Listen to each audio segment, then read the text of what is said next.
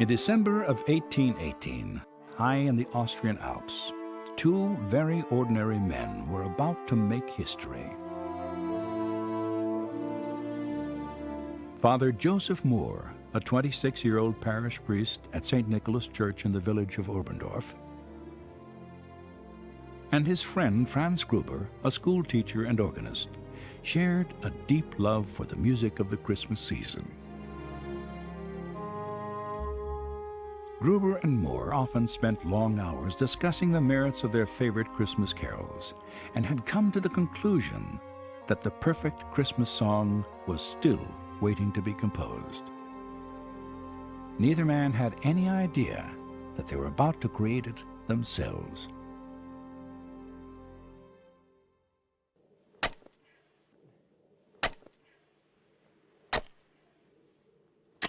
A few days before Christmas, Father Moore received word that the wife of a woodcutter living outside of Oberndorf had recently given birth to a son. The next morning, the priest made the long walk to the family's cabin, where he offered a blessing for the newborn child.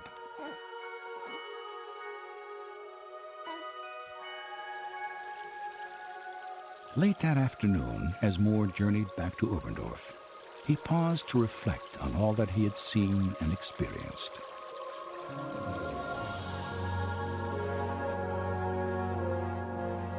The priest marveled at the quiet beauty of the Austrian countryside he had traveled through that day.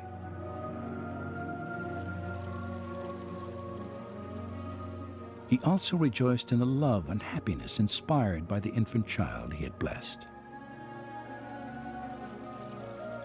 Then, in his imagination, he envisioned the birth of another baby boy, 18 centuries earlier, on a pure and holy night, when God reached down and touched the world with his Son.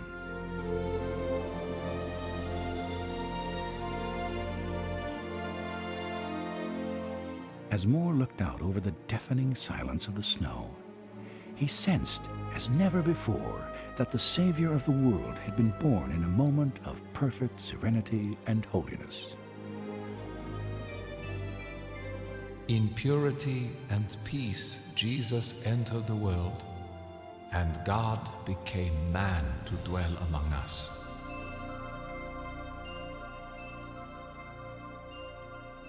When he reached home, the cold chill that filled his study could not dampen his enthusiasm. And in a burst of inspiration, Moore penned the lyrics to the only song he would ever write. It was a song that would capture the essence of the beauty and wonder that surrounded the miracle of Christ's birth. A song that began with the now immortal words, Stille Nacht, Heilige Nacht, Silent Night, Holy Night. In less than 4 hours, Moore finished 6 stanzas. His first thought was to share the song with his congregation at midnight mass on Christmas Eve. But the church organ was silenced, its bellows badly damaged, and the repairman he had written to months earlier could not come to Oberndorf until after Christmas.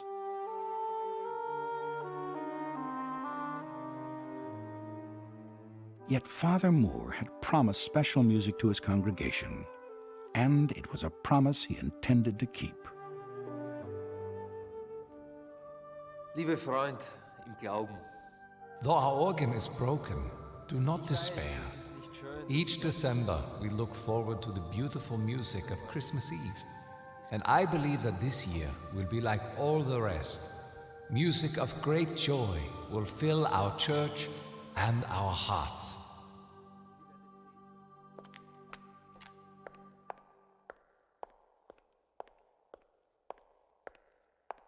With no organ for accompaniment, Moore prayed for an alternative. And for the second time in less than a week, inspiration touched the young priest.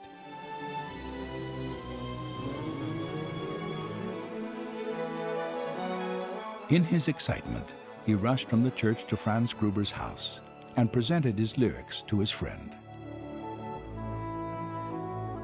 And when he wrote these words and brought them to Gruber, As they coordinated their talents and abilities, Gruber is evidently supposed to have said that this is it.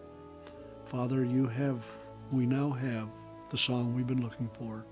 And I guess judging by its history since then and its acceptance, we'd have to say that's right.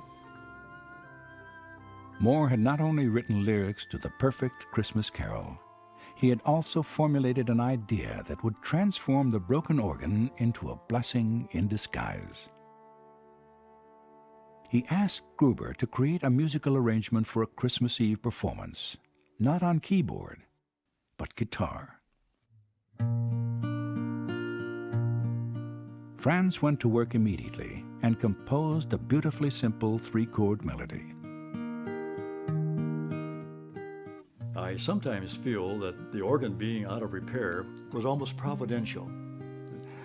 If the organ had been used for these simple words, we probably would have lost so much. It would have been too profound. But the simplicity of that guitar, three little simple chords, a little simple melody, fits so perfectly the tenderness and the warmth of Joseph Moore's original words. And so he put the melody, very simple, did it beautifully, keeping in mind that it had to be sung by the people. And he was right. He was able to put that formula together, and lo and behold, Silent Night has lived and keeps right on living.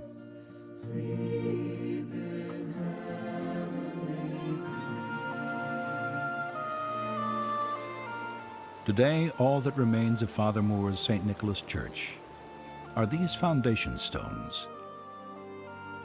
In its place, a memorial chapel commemorates his collaboration with Franz Gruber and the remarkable Christmas Eve of 1818.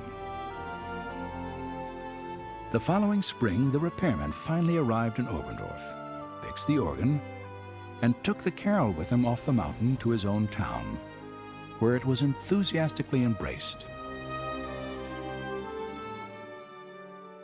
And in the years that followed, Silent Night became the favorite of both peasants and kings, touching countless lives through translations into more than 120 languages, as its power and popularity spread throughout the earth, while celebrating the simple masterpiece of a young priest and a school teacher, who by necessity and inspiration composed the perfect Christmas carol.